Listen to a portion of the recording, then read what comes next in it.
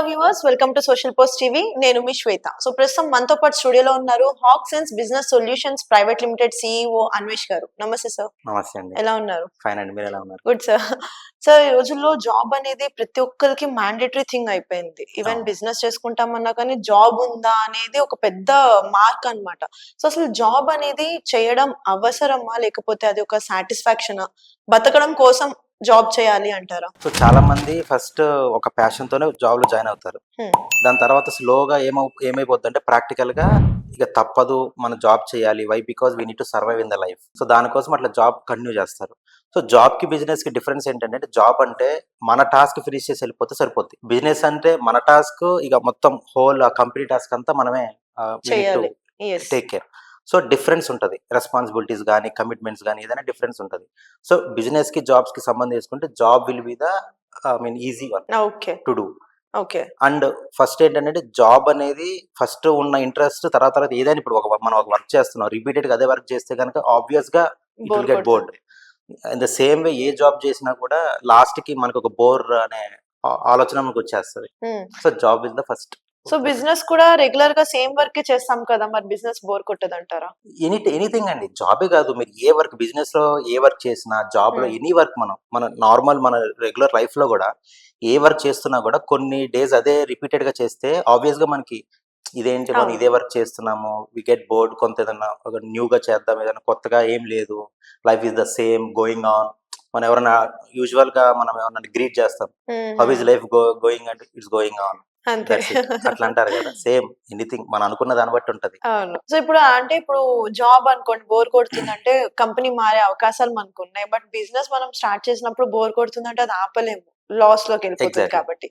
మరి వాళ్ళకి ఎప్పటికప్పుడు రిఫ్రెష్ చేసుకోవడానికి, లేదు అంటే కొత్తదనంగా కనిపించడానికి ఇంట్రెస్ట్ రావాలి అని అంటే మీరు ఏం చెప్తారు? ఇప్పుడు జాబ్ అయినా బిజినెస్ అయినా ఒక వర్క్ అనేది బిజినెస్ లో కూడా ఒక వర్క్ అంటూ కొత్త కొత్త ఛాలెంజెస్ ఎదురవుతుంటాయి. ఒక డే మనకి ఎంప్లాయీతో ఇష్యూ ఉంటది, ఒక డేతో క్లయింట్ తో ఇష్యూ ఉంటది, ఒక డే మనకి ఫైనాన్షియల్ ఇష్యూ ఉంటది, ఇంకోటి ఏంటంటే మనం ఎట్లా దాన్ని ముందుకు తీసుకెళ్ళాలి, లేకపోతే కొత్త వే ఆఫ్ బిజినెస్ మోడల్ ఏమైనా చూసుకోవాలా, స్ట్రాటజీస్ ఫాలో చేస్తూ ఉంటాం. సో బోర్ అనే ఛాన్స్ ఇవ్వదండి బిజినెస్ లో. Okay. Why? Because everyday new challenges. Job అంటే ఏంటంటే రేపు ఏం చేస్తున్నా ఇవాళ మనకి క్లారిటీ ఉంటది, రేపు ఈ వర్క్ కంప్లీట్ చేసి మనం సబ్మిట్ చేయాలి. ఫర్ ఎగ్జాంపుల్ సాఫ్ట్వేర్ తీసుకోండి, మనకు ఒక మాడ్యూల్ ఇస్తారు, ఒక పార్ట్ ఆఫ్ ద వర్క్ ఇస్తారు, దాన్ని మనం కంప్లీట్ చేసి నెక్స్ట్ డేకి ఇచ్చేయాలనేది ఒక క్లారిటీ ఉంటుంది. బిజినెస్ నెక్స్ట్ డే నేను ఆఫీస్కి వెళ్ళే లోపు ఏం జరుగుతుందో తెలియదు, ఆఫీస్కి వెళ్ళాక ఏం జరుగుతుందో తెలియదు, బయటకు వచ్చేటప్పుడు ఆఫీస్ 5-6 కి నేను బయటకు వచ్చేటప్పుడు ఏం జరుగుతుందో తెలియదు. సో బోర్ కొట్టే అంత ఛాన్స్ బిజినెస్ లో ఇవ్వదు, as per my knowledge. So coming to jobs sector అండి. సో దీంట్లో కూడా బోర్ కొట్టకుండా ఇంకా అంటే ఆబ్వియస్లీ తెలిసిందే, జాబ్స్ చేస్తున్నప్పుడు అక్కడ ఆఫీస్ పాలిటిక్స్ రన్ అవ్వడం, ఒకరిని టార్గెట్ చేయడం, ట్రిగర్ చేయడం, రకరకాలుగా అంటే ఒకళ్ళు ఎదుగుతుంటే నన్ను తొక్కేస్తున్నారు అనే ఫీలింగ్ వీళ్ళలో క్రియేట్ అవ్వడం. సో ఇవన్నీ పోయి ఒక బోర్డమ్ అనేది పోయి వాళ్ళు హ్యాపీగా జాబ్ లైఫ్ ని లీడ్ చేయాలి అని అంటే వాళ్ళు పాటించాల్సిన టిప్స్ ఏంటి? యూజువల్ గా అండి ఇది కొత్తది కాదు, ఎప్పటి నుంచో ఎక్కడైనా పాలిటిక్స్ ఉంటాయి, not only in a company, ఎక్కడైనా. ఇప్పుడు మన రిలేటివ్స్ లోనే ఉంటాయి, మన ఫ్రెండ్స్ లోనే ఉంటాయి, ఎక్కడైనా పాలిటిక్స్ అనేది నార్మల్. బట్ ఏంటంటే జాబ్ లో ఏంటంటే సీనియారిటీ అనేది మనని ప్రెజర్ చేస్తుంటారు. సీనియారిటీ అనేది సీనియర్స్ మన మీద ఉంటది. ఎందుకంటే మనం చేసిన వర్క్ కూడా ఇది క్రెడిట్ వాళ్ళకే, they need to take that credit. మనకి క్రెడిట్ ఇవ్వడానికి అందరిని అనలేము, కొంతమంది will have that mind set. So but మనం ఏం చేయాలి, మన వర్క్ మనం చేసుకుంటూ ఉండాలి, మనం అక్కడ ప్రూవ్ చేసుకుంటూ ఉండాలి. డే బై డే మనం అక్కడ మన జాబ్ అనేది, మన టాలెంట్ అనేది వాళ్ళకి ప్రూవ్ చేసుకుంటూ ఉంటే some point of time it will go of. మనం కూడా పాలిటిక్స్ ఇన్వాల్వ్ అయ్యామనుకోండి, ఫర్ ఎగ్జాంపుల్ నా మీద ఏమైనా పాలిటిక్స్ జరుగుతున్నాయి, ఫర్ ఎగ్జాంపుల్ నేను జాబ్ చేసేటప్పుడు నా మీద పాలిటిక్స్ జరిగినాయి అనుకోండి, నేనేమనుకునేవాడిని, లెట్ పాలిటిక్స్ జరుగుతాయి, నేను ఎంకరేజ్ చేసి అది ఇంకా ఎంకరేజ్ అయిపోతుంది. సో నేను పట్టించుకోకుండా నా పని నేను చేసుకున్నాను అనుకోండి, వాళ్ళు 2 days 3 days 4 days చూస్తారు, తర్వాత ఏం చేస్తారు, ఇతనితో వర్కౌట్ అవ్వదు. మన సైలెన్స్ వాళ్ళకి ఆన్సర్. ఎగ్జాక్ట్లీ, మన పని మనం చేసుకుంటా వెళ్తా ఉంటే వాళ్ళే ఒక 2-3 days 4 days 1 month వాళ్ళే సైలెంట్ అయిపోయి ఆ పాలిటిక్స్ వేరే డైవర్ట్ చేస్తారు. లాస్ట్ పాయింట్ బాగుంది, ఇది అంటే రియాలిటీ అండి. అది if you encourage it will get continued. మనం ఎంకరేజ్ చేయలేదు అనుకోండి, at any point of time it will get a full stop common ఉంటది కాబట్టి అక్కడ ఎండ్ అయిపోతుంది. సో ఓకే, జాబ్ టైమింగ్స్ కి వచ్చేసరికి చాలా మంది అది ప్రెషర్ ఫీల్ అవుతారు, ఓవర్ టైం కూడా చేస్తూ ఉంటారు. మీ దృష్టిలో జాబ్ అనేది అసలు ఎన్ని హార్స్ చేయాలంటారు? యూజువల్ గా ఒక జాబ్ అంటే ఒక వేజ్ మనకి ఒక రూల్స్ ఉంటాయి. ఒక స్టేట్కి కానీ ఇండియాకి కానీ ఒక వేజ్ రూల్, మినిమం శాలరీ అనేది ఉంటుంది కాబట్టి 8 to 9 అవర్స్ అనేది మినిమం వర్కింగ్ టైం ఏ జాబ్ కైనా. బట్ ఏంటంటే డిపెండ్స్ అపాన్ ద వర్క్ మనకి ఐ మీన్ ఆ టైం వర్క్ టైం అనేది పెరుగుతుంది. సో దానికి ఇంతవరకే ఉంటుంది ఇంతవరకే ఉండదు అంటే ఫర్ ఎగ్జాంపుల్ 10 అవర్స్ మనం అంటే 8 అవర్స్ అయిపోయింది, మంది 9 అవర్స్ అయిపోయింది, ఇంకో 2 అవర్స్ వర్క్ ఉంది, నేను చేయని వెళ్ళిపోతానంటే ఆ పొజిషన్ లో మనం అట్లా చేయలేం. మన కమిట్మెంట్స్ కానీ మనకి ఉన్న దానికి కానీ మనం చేయలేం. సో ఫిక్స్డ్ ఇంత టైం ఉంటది, ఇంకా నేను ఇంతకన్నా చేయలేకపోతున్నానని చెప్పి అనుకోవటానికి లేదు. వన్స్ వి స్టెప్డ్ ఇన్, అది 10 అవర్స్ 12 అవర్స్ సో అంటే అన్ఎక్స్పెక్టెడ్ గా అంటే ఒక ప్లాన్ ఉంటదండి. ఫర్ ఎగ్జాంపుల్ నా ఎగ్జాంపుల్ తీసుకుందాము. మార్నింగ్ ఒక షూట్, ఆఫ్టర్నూన్ ఒక షూట్, 2 కల్లా అయిపోతుంది అంటే ఆఫ్టర్ దట్ నేను ఫ్రెండ్స్ తోనో ఫ్యామిలీతోనో ఒక ప్లానింగ్ లో ఉంటా. సో అంటే ఫిక్స్ అయిపోతాం మనం, బ్లైండ్ ఓకే మెంటల్లీ వెళ్ళిపోతున్నాము అని ఒక జాయ్ మూడ్ లో ఉంటాము. అన్ఎక్స్పెక్టెడ్ గా ఇంకొక షూట్ వేస్తారు. సో అట్ దట్ టైం నేను వాళ్ళకి ఆన్సర్ చేయలేను, వీళ్ళకి ఆన్సర్ చేయలేను, నేను ప్రెషర్ తీసుకోవాల్సి వస్తుంది. ఏదో ఒక దగ్గర చిన్న డిస్కషన్ స్టార్ట్ అవుతుంది, ఒక రప్చర్ క్రియేట్ అవుతుంది. మరి అలాంటి సిచ్యువేషన్ లో ఉన్న వాళ్ళు ఏం చేయాలంటారు? ఫ్రెండ్స్ అడ్జస్ట్ అవ్వాలి. నెక్స్ట్ ఫ్రెండ్స్ తో I need to spend some time అన్నారు. నాకు అంటే నా ప్రొఫెషనల్ దానికి I need some time more, please wait అంటే ఇక్కడ అడ్జస్ట్ అవ్వరు కదా. ప్రొఫెషనల్ లైఫ్ లో ఎవరు అడ్జస్ట్ అవ్వరు. నేను వెళ్ళిపోతానంటే ఎవరు మన మాట వినరు, నువ్వు చేసి వెళ్లాల్సిందే అంటారు. ఫ్రెండ్స్ ని you need to take care of them. ఫ్యామిలీకి వచ్చేసరికి ఫ్యామిలీ ఆబ్వియస్ గా అండి, అంటే ఫ్రెండ్స్ ఫస్ట్ అడ్జస్ట్ అవుతారు, ఫ్యామిలీ కూడా they will expect some time from us. కానీ ఈ గ్యాప్ లో అయితే మధ్యలో ఉన్న పర్సన్ కి మంచి ప్రెషర్ ఉంటది, to work pressure, family, friends అన్ని ఫ్రమ్ ఆల్ సైడ్స్. అంతే అంటే దేని మీద ప్రాపర్ ఫోకస్ చేయలేకపోతారు. సో ఈ సిచ్యువేషన్ లో చాలా మంది ఎలా అంటే ఏదో జాబ్ చేస్తున్నాము గడిచిపోతుంది కదా ప్రస్తుతానికి అనుకునే వాళ్ళు అసలు ఎంత శాతం ఉన్నారంటారు? 99%. అంతేనా? అంటే చదువుకున్నది ఒకటి, ఈవెన్ 10th లో ఫస్ట్ క్లాస్ వచ్చిన వాళ్ళు కూడా ఇప్పుడు నార్మల్ జాబ్స్ చేస్తున్న వాళ్ళు ఉన్నారు. 10th లో లో గ్రేడ్స్ వచ్చిన వాళ్ళు ఇప్పుడు సాఫ్ట్వేర్ కంపెనీస్ లో వర్క్ చేస్తున్న వాళ్ళు కూడా ఉన్నారు. అంటే దేన్ని మనం టాలీ చేయాలి? వై? బికాస్ ఎక్కడికి వెళ్ళినా మీ 10th గ్రేడ్ ఎంత అని అడుగుతారు. సో 10th లో ఫస్ట్ క్లాస్ వచ్చిన, ఇప్పుడు నేను 10th లో topper student, I'm here. 10th లో నాకన్నా లో చదువుకున్న వాళ్ళు they are in abroad also. Why this comparison starts with 10th class? Why? Because 10th is an public exam అంటే ఫస్ట్ 10th అనేది మన certificate.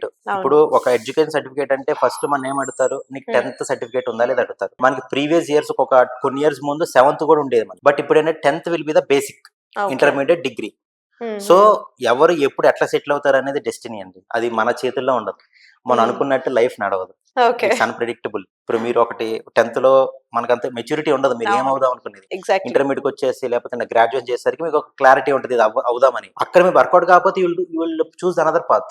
There is no option. Time waste అవుతుంది, మీరేం చేస్తారు, వేరే పాత్ చూస్ చేసుకుంటారు. బట్ మీరు ఎప్పుడు ఎక్కడ సెటిల్ అవ్వాలనేది ఆల్రెడీ డిసైడెడ్. సో మీరు ఏం చేసినా కూడా will be there only. But మనం ఏంటంటే ట్రై చేస్తూ ఉండాలి. As a human we need to try. Exactly. So మనం చదువుకునే టైంలో చిన్నప్పుడు జాబ్ అంటే మనకి ఫస్ట్ స్ట్రైక్ అయ్యేది ఆబ్వియస్లీ సాఫ్ట్వేర్ జాబ్స్. అంటే అప్పట్లో మనకు తెలిసింది అదే, సాఫ్ట్వేర్ జాబ్ చేస్తే బోల్డ్ డబ్బులు వచ్చేస్తాయి, సాఫ్ట్వేర్ జాబ్ చేస్తేనే మనకి పెళ్ళి అవుతుంది అబ్బాయిల పర్స్పెక్టివ్ లో కాలేజ్ డేస్ కి వచ్చేసరికి. సో ఏది అంటే జాబ్ అంటే వై ఓన్లీ సాఫ్ట్వేర్? ఎందుకు సాఫ్ట్వేర్ కి అంత హైప్ ఉందంటారు? సాఫ్ట్వేర్ ఏంటంటే శాలరీ ఎక్కువ and more over many options ఉంటాయి. ఇప్పుడు ఒక సాఫ్ట్వేర్ అంటే ఇప్పుడు కంపెనీలో ఫర్ ఎగ్జాంపుల్ ఒక నెట్వర్కింగ్ కంపెనీ తీసుకోండి, లేకపోతే ఒక EC I mean electrical related connections company తీసుకోండి. సాఫ్ట్వేర్ లో ఉన్న జాబ్స్ వేరే దేంట్లోనూ ఉండవు. సో అందరూ ఏం చేస్తారంటే ఫస్ట్ దానిలో ట్రై చేసి వర్కౌట్ అవ్వకపోతే ఆబ్వియస్ గా సాఫ్ట్వేర్ కి వస్తారు.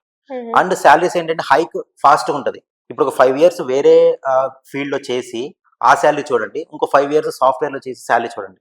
ఒక 5 years ఇద్దరిని చూసుకుంటే the software people will have more package, more salary. Package ఎక్కువ ఉంటుంది కానీ స్ట్రెస్ పరంగా వాళ్ళు తీసుకునే లైఫ్ స్పాన్ తగ్గిపోతుంది. ప్యారల్ అండి, మీకు ఎంత శాలరీ ఉంటే అంత స్ట్రెస్ వాళ్ళు ఆబ్వియస్ గా ఇచ్చేస్తుంటారు. రెండు హైక్లు రెండు ఉంటాయి. అదే కదా, చాలా మంది వేరే స్ట్రీమ్స్ చదువుకున్నప్పటికీ ఎండ్ ఆఫ్ ద డే అంటే బయట ఎన్ని జాబ్ ఆఫర్స్ ఉన్నా కానీ హ్యాపీ లైఫ్ లీడ్ చేయడానికి ఒక 10,000-15,000 ఎక్కువ వస్తుంది అని కూడా ఆలోచించి సాఫ్ట్వేర్ జాబ్స్ కి షిఫ్ట్ అవుతున్న వాళ్ళు ఉన్నారు. అది ఎంతవరకు కరెక్ట్? అంటే మనం చదువుకున్న దాంట్లో వెళ్తే మనం హ్యాపీ ఉంటాం కదా, తెలియంది వచ్చి నేర్చుకుని తీసుకొని ఆల్రెడీ మన ముందు కొన్ని లక్షల మంది పరిగెడుతూ మనం ఇప్పుడు స్టార్ట్ చేయడం ఎంతవరకు కరెక్ట్ అంటారు? ఆబ్వియస్లీ మీరు చెప్పింది కరెక్ట్. ఇప్పుడు మనం చదువుకున్న కానీ మనం ఎడ్యుకేషన్ ఉన్న ఫీల్డ్ వేరే ఉన్నప్పుడు దాని మీద ప్రాపర్ గా మీరు ట్రై చేయాలి. దాని మీద ప్రాపర్ గా మీరు ట్రై చేయకుండా, దాని మీద ప్రాపర్ గా మీరు హార్డ్ వర్క్ చేయకుండా డైరెక్ట్ గా సాఫ్ట్వేర్ అంటారు. ఫర్ ఎగ్జాంపుల్ నేను క్యాంపసెస్కి వెళ్తున్నప్పుడు సిఎస్సి ఐటీ అనేది సాఫ్ట్వేర్ యూజువల్ గా మనం మాట్లాడుకుంటాం. బట్ ఇప్పుడు ఈసీఈ, త్రిబుల్ సివిల్, మెకానికల్ ఎవరైనా కూడా వచ్చి అటెండ్ అవుతారు ఇంటర్వ్యూస్. మీరు ఎందుకు అటెండ్ అవుతున్నారంటే నాకు సాఫ్ట్వేర్ ఫీల్డ్ ఇంట్రెస్ట్ అంటే నేను ఒకటే అడుగుతాను. మీకు సాఫ్ట్వేర్ ఫీల్డ్ ఇంట్రెస్ట్ అన్నప్పుడు మీరు ఇంజనీరింగ్ స్ట్రీమ్ తీసుకున్నప్పుడే మరి సిఎస్సి ఐటీ తీసుకోవచ్చు కదా, సివిల్ ఎందుకు తీసుకున్నారు, వేరే ఎందుకు తీసుకున్నారంటే దీనిలో ఎక్కువ ఆప్షన్స్ ఉండవు కాబట్టి నేను అంటే ముందు ఫిక్స్ అయిపోతే ఆప్షన్స్ ఉండవని ట్రై చేస్తేనే కదా తెలిసేది. ఇప్పుడు సివిల్ ఉందండి, ఎన్ని కన్స్ట్రక్షన్ జరుగుతున్నాయి బయట. ఫర్ ఎగ్జాంపుల్ మీరు హైదరాబాద్ లో తీసుకోండి, కొన్ని హండ్రెడ్స్ కొన్ని థౌసండ్స్ ఆఫ్ ఫ్లాట్స్ కానీ విల్లాస్ కానీ లేకపోతే ఎన్ని కమర్షియల్ ఎన్ని జరుగుతున్నాయి. అవన్నీ సివిల్ వాళ్ళే చేస్తారు కదా, అవన్నీ వాళ్ళే చేయాల్సింది. మనం ట్రై చేస్తేనే అర్థమవుతుంది. నేను ఏది చదివేసినా కూడా సాఫ్ట్వేరే కావాలి నాకు. ట్రై చేస్తేనే మనకి అసలు నిజంగా మనం బయటికి వెళ్ళి మనం జాబ్ కొడుతున్నామా లేదా, నా స్ట్రీమ్ లో కొడుతున్నానా లేదా అని చెప్పి నువ్వు ట్రై చేసి ఫెయిల్ అయ్యావా, you can come to this. Direct గా వచ్చేస్తారు. డైరెక్ట్ గా వచ్చేయడానికి one of the reason maybe society కూడా అవ్వచ్చండి. మీ అబ్బాయికి సాఫ్ట్వేర్ జాబ్ ఉందా, ప్యాకేజ్ సంబంధం లేదు, సాఫ్ట్వేర్ జాబ్ ఉందా, ఓకే నా బాయ్ ఫ్రెండ్ సాఫ్ట్వేర్ కంపెనీలో ఎంప్లాయ్, ఇంతే. ఇది చెప్పుకోవడానికి సాఫ్ట్వేర్ అనేది ఒక బ్రాండ్ లాగా అలా మారిపోయింది. కానీ ఇంటర్నల్ గా వాళ్ళు ఫేస్ చేసే ప్రాబ్లమ్స్ అవేమి ఇంకా ప్యాకేజెస్, జాబ్ ఎప్పుడు రెసిషన్ లో ఉంటది తెలియదు, ఇంకా వాటి గురించి ఆలోచించారు. So that's the reason, one of the reason I think so, blind గా సాఫ్ట్వేర్ కి వచ్చేయడం, వచ్చి ఇబ్బందులు పడుతుంది. ఇప్పుడు పేరెంట్స్ ఉంటారండి, పేరెంట్స్ ఏమంటారు, నువ్వు ఏ స్ట్రీమ్ చదివినా కూడా నువ్వు ఫస్ట్ సాఫ్ట్వేర్ ట్రై చేయొచ్చు, ఏదైనా కోర్స్ జాయిన్ అవ్వచ్చు, సాఫ్ట్వేర్ జాబ్ లో తెచ్చుకోవచ్చు అంటే. బట్ ఏంటంటే వాళ్ళే జాయిన్ చేస్తారు కదా స్ట్రీమ్ లో. ఇప్పుడు సివిల్, మెకానికల్ ఏదైనా వాళ్ళే జాయిన్ చేసి లాస్ట్ కి వచ్చేసరికి వాళ్ళే నువ్వు సాఫ్ట్వేర్ లోకి వెళ్ళి అంటారు. సాఫ్ట్వేర్ లో ఉన్నంత ప్రెషర్ వేరే ఏ జాబ్ లో ఉండదండి, దట్స్ ఫర్ షూర్. సాఫ్ట్వేర్ ఉన్నంత ప్రెషర్ ఏ జాబ్ లో ఉండదు. ఇప్పుడు మనకి మనీ ఎనఫ్ రావాలి, మైండ్ సెట్, మనకున్న స్ట్రెస్ కూడా ఇన్ బిట్వీన్ ఉండాలి. ఇప్పుడు నా ఫ్రెండ్స్ చాలా మంది ఉన్నారండి, కొంతమంది 50 lakhs 60 lakhs ఎల్పిఏ. నా ఫ్రెండ్స్ ఇప్పుడు నా ఎక్స్పీరియన్స్ ఉన్న వాళ్ళు ఉన్నారు. వాళ్ళు పడే స్ట్రెస్ నేను చూస్తూనే ఉంటా. ఇన్ఫాక్ట్ నేను వర్క్ చేసినప్పుడు కూడా నేను పడే స్ట్రెస్ ఐ జస్ట్ ఫేస్డ్. నేను చూసుకున్నా. అదేంటంటే దాన్ని ఏం చేయలేం సాఫ్ట్వేర్ లో. కొంతమందికి లక్కీ ఎవరు ఉంటారంటే ప్రాజెక్ట్స్ లో కొన్ని వర్క్ ఏంటంటే రిపీటెడ్ గా వర్క్ ఉంటుంది, దాని మీద ఛాలెంజెస్ ఉంటావు, they are safe. But most of the projects ఎట్లుంటాయి అంటే ఛాలెంజింగ్ ఉంటాయి, ఎవ్రీ డే కొత్తగా. ఇప్పుడు వాడు ఎంత వర్క్ చేసి క్లయింట్ దగ్గరికి ఇచ్చినా కూడా వాడు టెక్నికల్ గ్లిచ్ అనో లేకపోతే నేను ఇట్లా అడగలేదు వేరేలాగా అడిగాను ఇట్లా తీసుకొచ్చావని ప్రాజెక్ట్ డిప్లాయ్మెంట్ అప్పుడు, ప్రాజెక్ట్ రిలీజ్ అప్పుడు they need to start from scratch. చాలా ఉంటాయి, ఏమనలేం, ఎవరైనా చేయలేరు. దానికి మళ్ళీ మనం చేసుకుంటా ఉండాలి. ఆ ప్రెషర్ అంతా ఫీల్ అవ్వాలి. ఒక టైం లేదు, క్లయింట్ కి కాల్ వస్తుందంట 10, 11, 12 ఏముండదు. రిమైనింగ్ జాబ్స్ చూడండి 6 దాటాకి ఎవ్వడు మనని డిస్టర్బ్ చేయదు. We will have our own personal life. But in software there is no personal life. ఏదైనా కూడా any time we need to be available. Exactly.